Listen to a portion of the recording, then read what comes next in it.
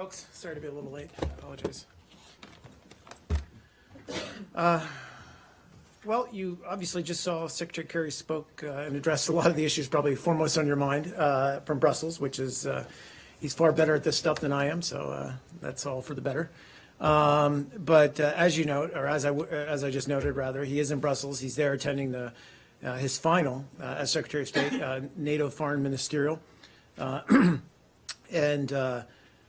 he's obviously discussing with allies and partners efforts to strengthen NATO security, project stability beyond the alliance's borders, as well as enhance NATO-EU cooperation. Also of note, while in Brussels, he met with EU High Representative for Foreign Affairs and Security Policy, Federica Mogherini, also to discuss U.S.-EU cooperation. I don't have anything beyond that, so Matt, or Brad, over to you, sorry. Yeah, I don't want to go over what the secretary did, but I did want to ask you. I did want to ask you about the comments today by the president of Iran. Okay. He said that he would prevent the next U.S. president from ripping up the Iran nuclear deal. Is that something in his capacity, according to your understanding of the agreement that this administration reached? Well, so a couple things to say about that. One is I think it's premature to judge what the next administration may or may not do with the Iran deal, the JCPOA. Second, we're not going to respond to, as we often don't respond to all of the rhetoric, political rhetoric, coming out of Iran. That said, as you heard Secretary Kerry just say in Brussels, and I can reiterate it, is, what we do agree about, and that is not just us in Iran, but it's also the P5+1, is that the JCPOA has been effective. It has effectively cut off all of Iran's pathways to a nuclear weapon.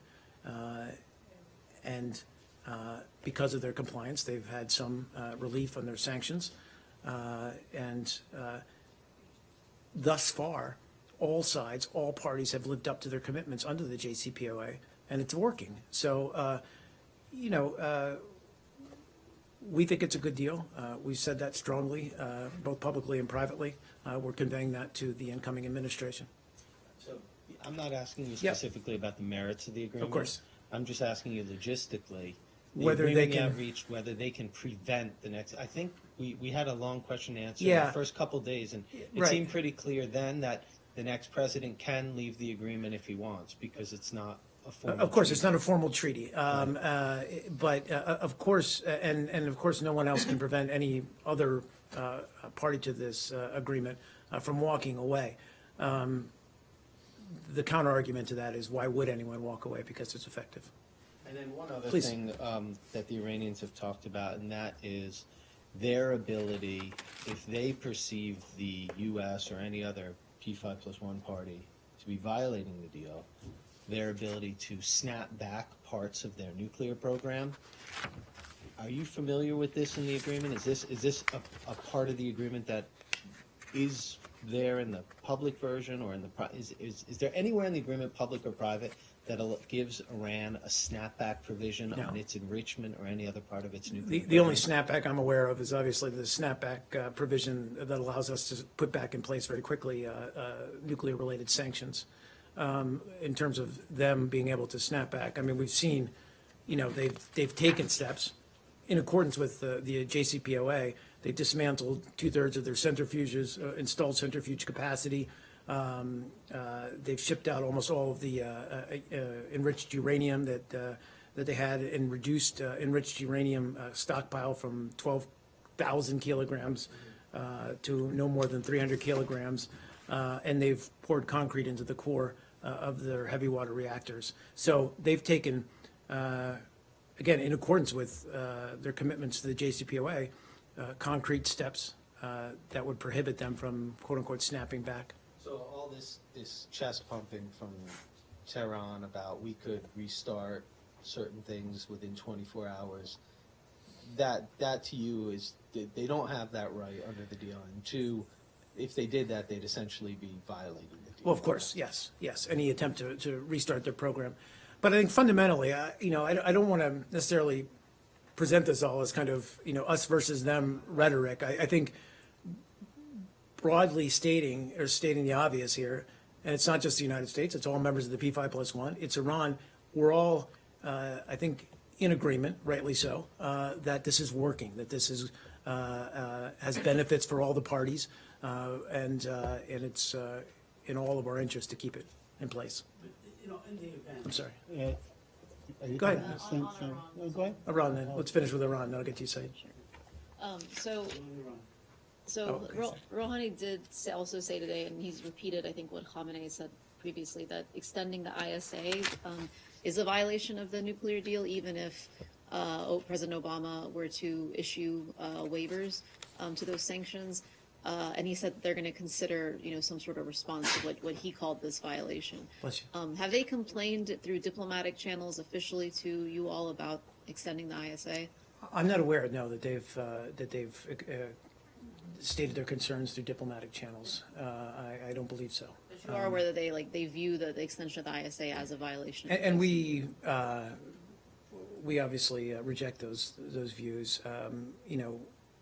We've been very clear that what we call a clean extension of the Iran Sanctions Act is entirely consistent with our commitments in the JCPOA. And in any case, Secretary Kerry would retain waiver authority and would continue to waive all of the nuclear-related sanctions, the relevant sanctions authorized by the legislation. And that's what we committed to do in the JCPOA. So that we retain that capacity, I guess, is the point. In the event that, Yes, of course. The new administration does actually absolve itself of the Iran deal and walks away from it, Iran conceivably has the same right to, let's say, take commensurate steps, correct? And just say, okay, we're off. I mean, look, this agreement is only, you're right in that, yeah, I'm sorry, go ahead. Yes. You say that they are within their Yeah. right to say, okay, we no longer abide by that agreement, correct? Right. I mean, of course, and that's why, but what we've seen thus far is that it's in everyone's interest to keep it intact. And they have, And they have abided. I mean, we've talked about, some of these reports, slight overages with heavy water. They've been addressed, but so far they've been pretty consistent in addressing and complying with their commitments. And just to follow up on Brad's question, Yeah. Prevent, using the word prevent the next administration, could he be possibly, I mean, I don't want you to get into his head, could he be possibly talking about the fact that there are other parties to this agreement and they can keep that agreement going, even without the United States? Well, yes. I mean, in the sense that, again, this is, we've talked about this before. This is, not an agreement, just a bilateral agreement between Iran and the United States. There are other parties to this, parties who are frankly very pivotal in reaching this agreement, and their interests are at stake as well. So obviously, all of that is being discussed, is being obviously evaluated by the incoming administration. Ultimately, it's up to them to make their decisions. I know Secretary Kerry and President Obama, of course, but others are also, doing their part to make sure that they have as good an awareness as they can have about the merits of this deal. Different subject? Go ahead, and then we'll get to you. Please. It's regarding Trump's call with the Taiwan leader. Okay. Just have a few more. So yesterday, Josh Earnest said some of the progress that we've made in our relationship with China. I apologize. He said, who said this? Josh Earnest. Oh, Josh of Earnest. the Okay, sorry. White House. He said some of the progress that we have made in our relationship with China could be undermined by this issue flaring up. And I have a few questions that I hope will just add context. So in June, when President Obama met with Dalai Lama at the White House, China got angry and said the meeting undermined mutual trust and cooperation. Question: should President Obama have done otherwise given China's views on the subject? Again, I don't want to necessarily draw those parallels because we don't always agree and see eye to eye with China on every given issue. That's, I think, something we've been very transparent about and the Dalai Lama as a major cultural figure and religious figure is obviously one of those things we don't see eye to eye about, and we retain contact in his capacity as a major cultural and religious figure. We remain in contact with him. But let me finish.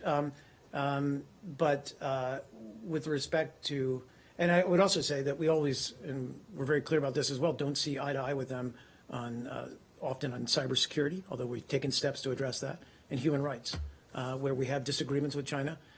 As part of our relations with them, we're able to discuss these things and lay them out on the table. With respect to Taiwan, we've been very clear and very forthright in stating what our policy is. And that policy was a major shift at the time, but it helped us get to a place where we are today with China. And we respect that policy and we retain that policy.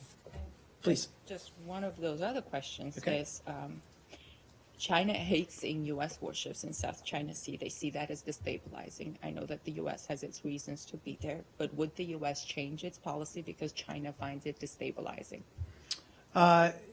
So again, that is based on freedom of navigation and our belief that we should be able to sail or fly over international waters regardless of where they are. And every country should be able to do that.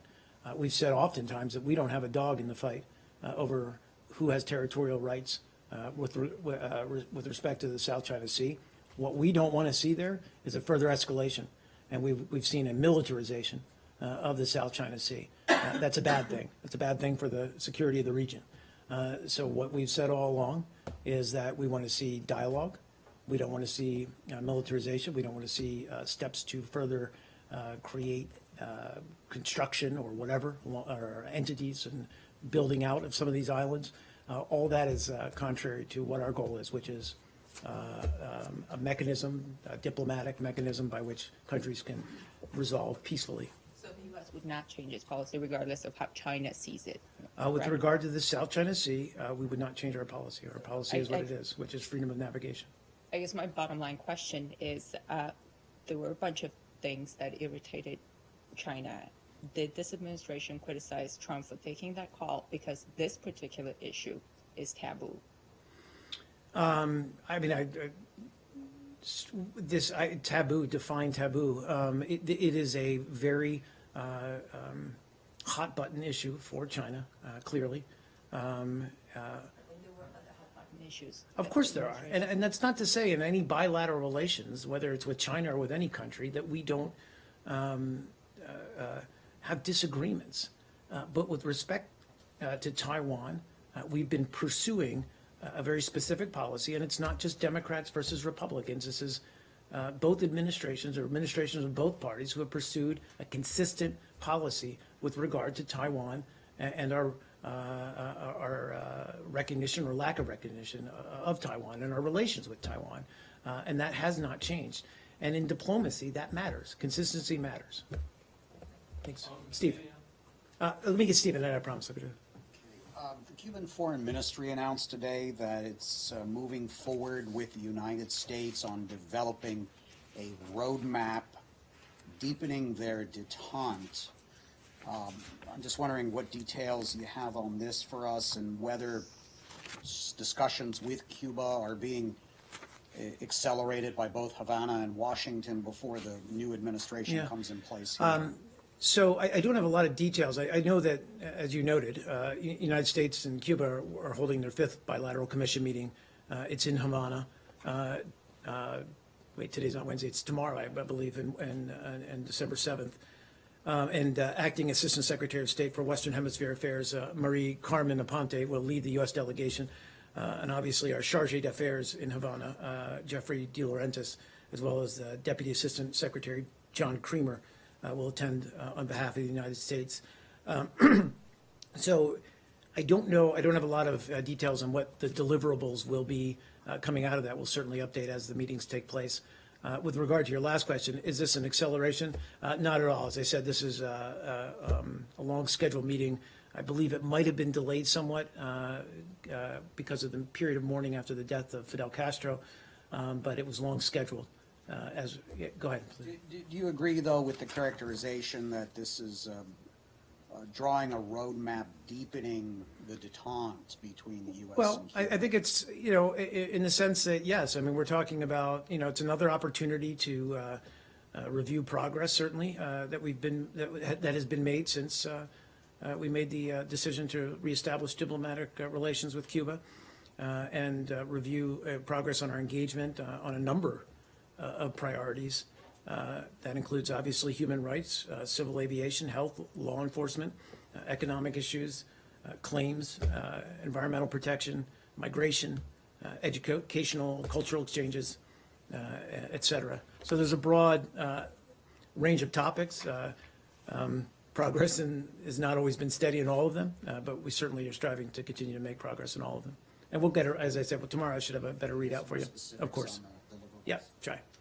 Thanks, Michelle. The Secretary Kerry, in his statement in Brussels, seemed blaming the opposition, Syrian opposition, for not accepting the ceasefire that Iran and Russia agreed on during Vienna meeting 2 years ago.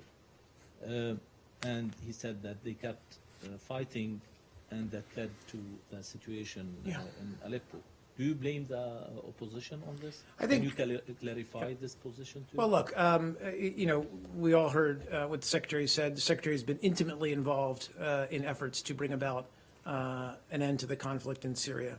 And I think what he was doing was important in that he was trying to provide some of the historical context. Certainly, we all get caught up in the day-to-day, and rightly so, urgency of the situation in Aleppo, who's gaining ground, what's happening there, the bombings, the civilian deaths, the suffering, the lack of humanitarian assistance. I think what was useful for the Secretary to do today is he walked us through how we've gotten to where we are today. And that has certainly involved concessions on both sides, although we haven't seen really any concessions on the part of the regime. But there's been progress and there's been steps backwards. And this has been a very difficult, to put it mildly, diplomatic process. But I think he was just trying to provide that kind of context. What I also think he was trying to say was, we're not done here. This is not over. And I know there's a lot of speculation about the status of talks that Foreign Minister Lavrov alluded to yesterday. Secretary Kerry did not rule those out. We're still working to finalize the details of those discussions. So there's nothing to announce yet, but we're still working at this.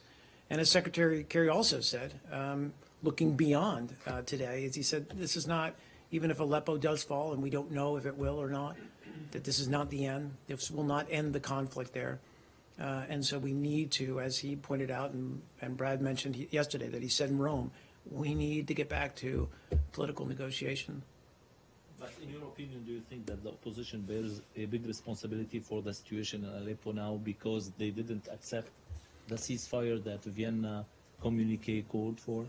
Again, I'm not going to say that they bear a significant responsibility. I think that they have fought hard, suffered greatly. I'm talking about the moderate Syrian opposition on behalf of democratic and greater political democratic freedom in Syria. That's been a difficult fight, and they've borne enormous sacrifice to carry out that fight. The United States, other members of the ISG, are working to bring about a peaceful resolution there. But you do agree, or do you agree, that the opposition, encouraged and financed and armed by many of your allies in the area, especially the Gulf countries, actually, we're almost prevented from taking that step towards the ceasefire. You would agree with that? Look, I mean, this is historical perspective. So yes, and when hopefully, years from now, when people write memoirs and write histories about this conflict, all of that can be taken into account. What I think is important is that this Secretary of State, this administration, has tried to build a process into what is to put it mildly, an extremely complex situation where you've got, different entities, different powers, regional powers, et cetera, stakeholders trying to affect the outcome of this civil war. We brought all of these people together, all of these countries together, governments together in an effort to try to forge a way forward. We've not been successful, but that's not going to keep us from trying. Sorry, did Yeah. you accept the premise of his question? I can't remember what the premise was. That the Saudis or the Qataris or whoever, unsaid foreign entities prevented the opposition from adhering to a ceasefire? No. Ultimately, the opposition has charted its own course, and I'll leave them to characterize what that course is. But the Secretary has also spoken about the fact that, that one of the reasons we say there's no military solution to Syria is that you do have different influencers out there on both sides or on all sides. Trying to influence the outcome. And so, as I said, even if Aleppo falls, it doesn't necessarily predict that there's going to be the end of fighting there. And I have one more Yeah, on go ahead. Syria. It seemed like the Russian government was upset that you and others in the international community weren't sufficiently sad yesterday for the killing of the medics. Oh, yeah, well, I mean, look, I think I responded, I think it was your question. We just didn't have concrete details about the incident, but I strongly condemn the attack on a hospital facility. Do you have concrete details today? I still or don't. I mean, I just am going off of news reports, to be honest. You don't want to express stronger contrition because the Russians feel you guys weren't upset enough? I condemned any, and I'll do it again. We feel strongly that, and again, I said this yesterday when I was asked if it was the opposition, who it was.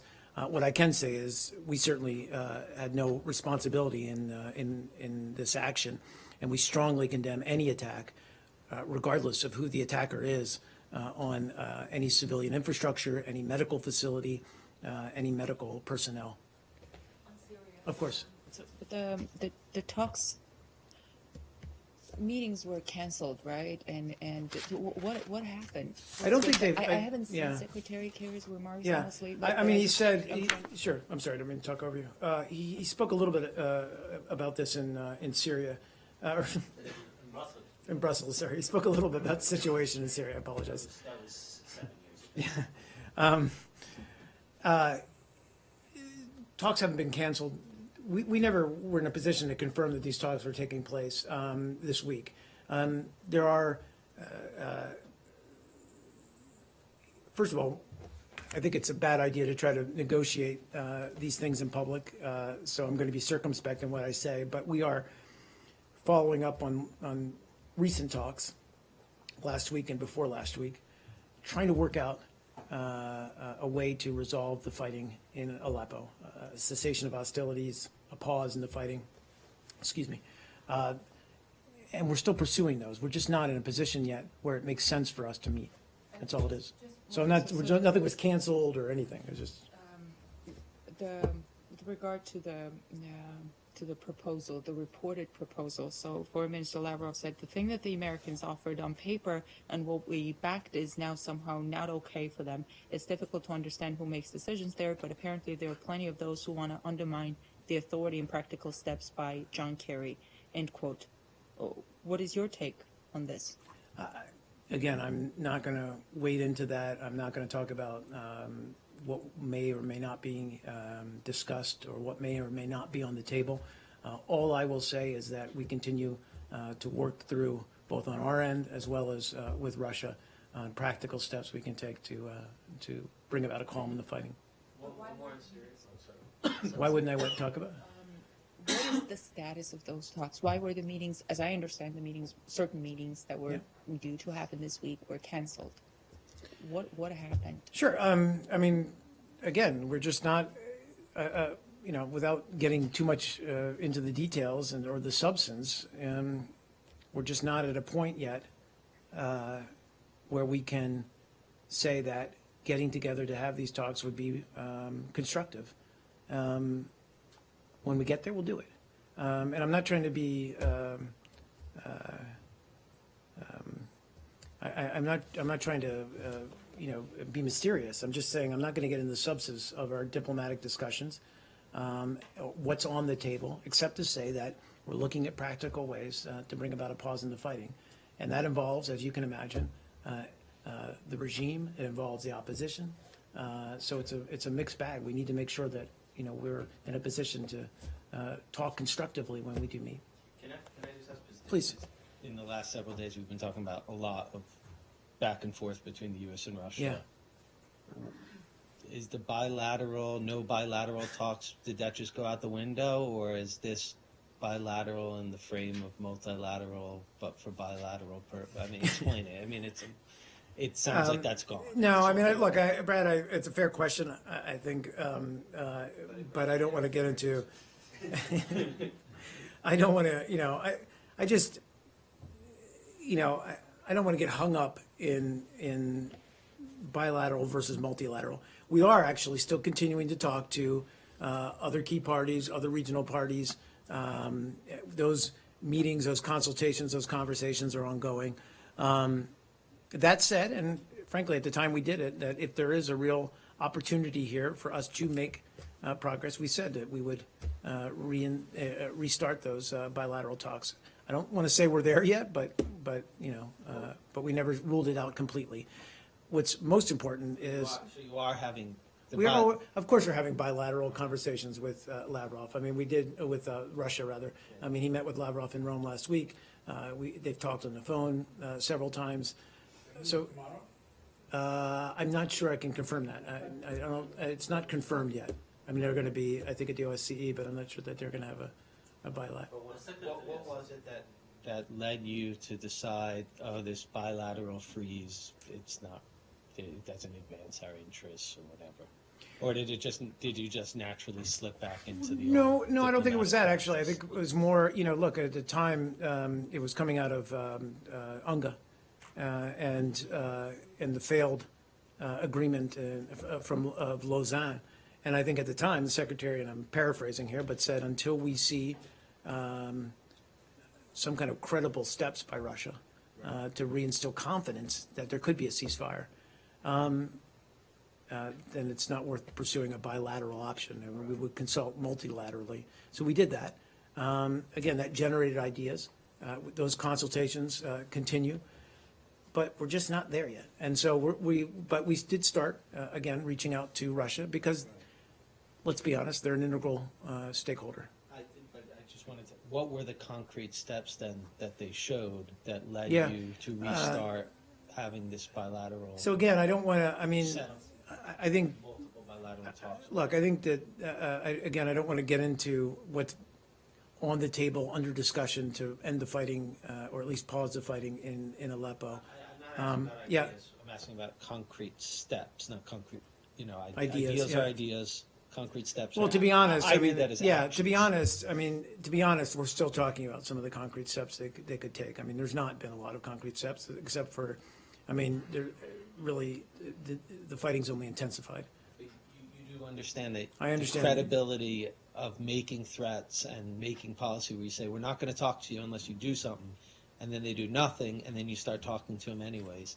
It undermines your ability to, one, hold that as leverage over them, and two, drive any concessions out of them, because you always seem to go back to them in the same format, more or less. Well, look, again, we are pursuing multilateral discussions as well in this process. As to whether we're back in the bilateral mode with Russia, I don't think we're quite there yet. We're still obviously going to talk to them, but the agreement that was reached in Lausanne is not being implemented, and that's what we walked away from. Mark, do you feel that the Russians are buying time? Or you don't have Unclear this feeling? to me, unclear to us, frankly. I mean, we just can't speak on, their behalf. We don't know what their motivation After is. 4 years of experience of talks with the Russians, you don't have this feeling yet? Look, I mean, there are very clear differences in perception about what is happening in Aleppo. And, others have articulated that far more expertly than I have.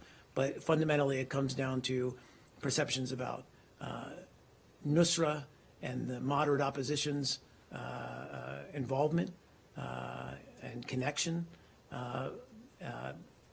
And I think that until it can be, they can be convinced, the Russians can be convinced that we can separate Nusra from the equation and go after Nusra, we're not going to get there. We've contended that moderate opposition can be separated. We need time and space to do that. We've never quite gotten that time and space to do it. So, I mean, these are just, I'm just giving you our arguments. But you didn't give me a good answer if you have the feeling that the Russians are buying time. Again, I can't speak on behalf of Russia. I think that, I think, so You don't have what this my feeling? answer was, I thought it was actually quite a good one. If I do say so myself. No, I said that it is a, there are different perceptions about what is happening in Aleppo. I'm not discounting what their perception is of what is happening in Aleppo. What I am, or what we do find objectionable, is their approach, and that is to carry out airstrikes, bombardment of Aleppo, indiscriminate attacks on Aleppo that hurt civilian populations. That we do take objection to, or take. Why you're still talking to them?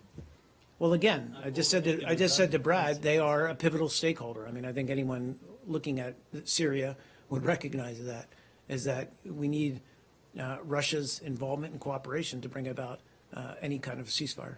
You said on the issue of separation, you said that you agree that, Nusra should be separated from the other opposition groups and so on. Have you submitted names and locations of these moderate opposition? So all of that, The Russians yeah. claimed all along that you have never done that. Again, these were technical talks and groups meeting, both sides, meeting in Geneva. And my understanding is that they did get quite specific about where these groups, but again, there was disagreement. And, that's unfortunate, but it's not unexpected. Please. I guess I'm just I have a fundamental question, which is like, what is the leverage that the U.S. brings to bear when it comes to discussing with the Russians, trying to get them to stop bombing Aleppo? It seems like that you say that there's no Yeah. Military solution, there's only a political solution, but that military presence has given them more leverage in trying to get the political solution that they want. So what exactly is your argument? I think, I find it a little bit, hard to fathom, what those discussions are like, and maybe other people do as well. Well, look, I mean, a couple of answers to that. One is, we at the State Department are pursuing, as is our mandate, a diplomatic track. And that's our goal here, our priority. And we've laid out through intense negotiations a way to do that. But you are correct that we haven't had a lot of leverage. Part of our argument, if you will, has been that if we're all like-minded, in the sense that we all want to bring about a political solution to the situation in Syria, then we should be able to get it done. And we all would use whatever leverage we had. The leverage that we bring to the table is over some of the moderate Syrian opposition groups. Other members of the ISSG also have leverage over some of those groups. The Russians have leverage over the Syrian regime. So the idea, the concept here, the working concept was that if we all applied that leverage, we could create a cessation of hostilities and get political track up and running. The Russians are approaching this in good faith. Again, we've been round and round on this issue. I think what I can concretely say is that we strongly object to how they have carried out airstrikes on civilian populations. Whether they say they were intended or not, they were indiscriminate attacks that killed civilians. And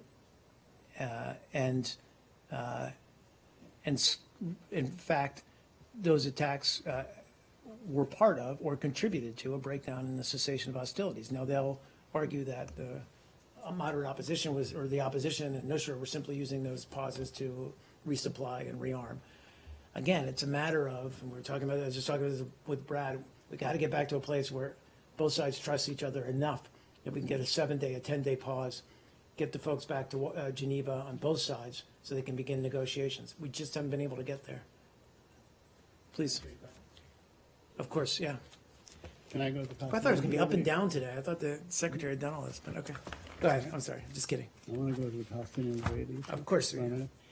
I know, I wonder if you have any more to add to what you said yesterday about the, I do. the measure and the Knesset. Yep. And so on. So go ahead. So we're very concerned about the advancement of this legislation, which, as you know, would allow the legalization of about the advancement of this legislation that would allow for the legalization of Israeli outposts located in private Palestinian land. Enacting this law would be profoundly damaging to the prospects for a two-state solution. And we've also been troubled by comments that we've heard by some political figures in Israel that this would be the first step in annexing parts of the West Bank. And again, it all goes back to what Secretary Kerry was discussing at the Saban Forum the other day, which is, the more you create the realities on the ground that would prohibit a two-state solution, then the harder it's going to be to get to that two-state solution. Well, people say forget the two-state solution because they are really afraid that their land is literally being taken from underneath their feet, including people in my neighborhood, my village, Yeah. the police and so on. Because there's a great deal of movement, there's leveling of land, Yeah, there's no, demolition of homes. I mean, there are multiple things that are happening at the same time, and it's quite scary because people feel in this transition there's it's a free for all for the Israeli settlement program. So. Well, we said that. This legislation, if it is enacted, would be a dramatic advancement of the settlement enterprise, which is already, as we said, greatly endangering the prospects for a two-state solution. But I also, as you note, it's changing the reality on the ground. And we're deeply concerned about it. We're conveying those concerns. The legislation is not yet passed into law. We hope that it does not become law, but we certainly hope that changes or modifications can be made to it. The Israeli denied, are we on the same topic? No, the Israeli denied entry to a prominent theologian, Ms. Isabel Theory. She's an assistant secretary general of the World Council of Churches in Geneva and so on the pretext that she supports BDS, boycott, divestment of Israel. Yeah. And although she got a legal visa before she landed in Tel Aviv, does that concern you in any way that this could be used to prevent people that are coming to show solidarity or support to end the occupation? So we went round and round on this a couple of weeks ago. We obviously strongly oppose boycotts and sanctions of the State of Israel. That's well known. But as I said a couple of weeks ago, and I'll say it again, we don't believe that people who are coming into a country to peacefully protest or to express their disagreement with a given government's policy on any given issue should be prohibited from entry. That said, Israel is a sovereign nation. It has its own right to control its borders. But as a general principle, we value freedom of expression. Please. Coming in the spirit of, the season and so on, to meet Again, with Palestinian churches in the West Bank. Well, again, we would, anyone traveling on a valid visa, but again, it is ultimately, we went round and round on this. I'm just saying what our position is in terms of the right for people to freely express their opinions. But ultimately, this is, it's Israel's right to determine who enters its territory. Please. On your question I'll on get your back. answer on outposts, you used the expression private on private Palestinian land, and I just wanted to ask you: is that are you saying private land that belongs to Palestinian individuals, or private land of a state of Palestine or of a Palestinian No, state? the former, yeah. The That it's Palestinians, Palestinian, who own private land. land belonging to Palestinians. yes. Okay. Will the U.S. participate in the international conference that Paris called for on 21st of You know, I don't December? think we've determined whether I think we're trying to get more information about it. I don't think we've reached a determination whether we'll attend or not. Just add one more question. I met today with this Palestinian teacher. She won, you know, the best teacher award in the world, and you know, she's in town. You know, she actually has a Did very she really creative win the best program. teacher of the world in the world In the award? world, yeah, she Is that was- right? She gets a mug, it's a Yeah, she did. You know, last No, that's year amazing, There actually. was an American teacher, World's this year greatest. she's a Palestinian Oh, teacher. okay. And she has a creative program where she teaches kids, you know, to reject violence and so on, and all these things. But she told me that at one point you guys talked, or the State Department, someone wanted to invite her over, and then they did not disinvite her, but they stopped the process. Are you aware of that? Would you like to see someone like this come and visit with people? I apologize. So we're talking about a different person now. This is not the individual that was just denied entry.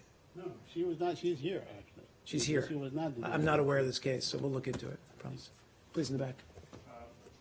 Mark, with regard to Samantha Power's recent statement in Yeah. which she said that genocide denial against the Armenian people takes place, I would like to ask the question, but from the following perspective.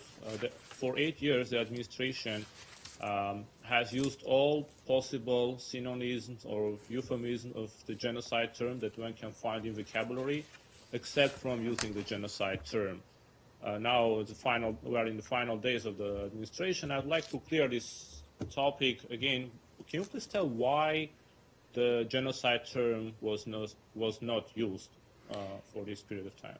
So, first of all, your first part of your question, I think, referred to a speech or remarks that Ambassador Power gave in the context of honoring Elie Wiesel's lifelong efforts to raise awareness about the Holocaust, and to convince others to stand up in the face of these kinds of injustices and mass atrocities. And they certainly didn't, her remarks didn't reflect any kind of shift in the administration's policy.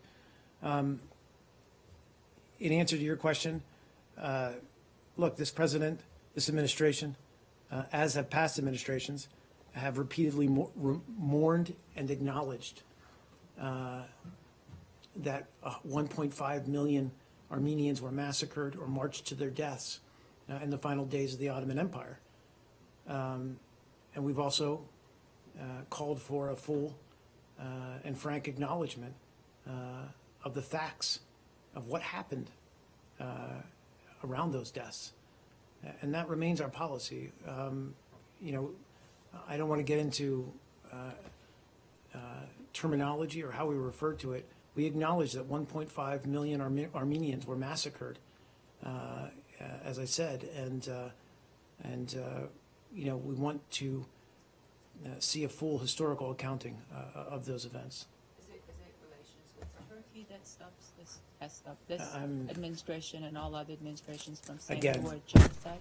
Again, I've said what our policy is, how we regard it. We acknowledge the tremendous loss of life and suffering of the Armenian people. Thanks, guys. Reagan's administration has called the massacre as genocide. President Reagan, not the candidate. I was wondering if you are aware of this. I'm not aware of that. Okay, thanks, guys.